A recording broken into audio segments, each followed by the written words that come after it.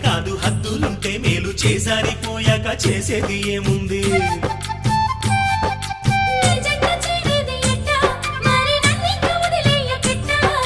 నన్నిట్ట వేధించకే ఓ భామ నీ మనసు మార్చే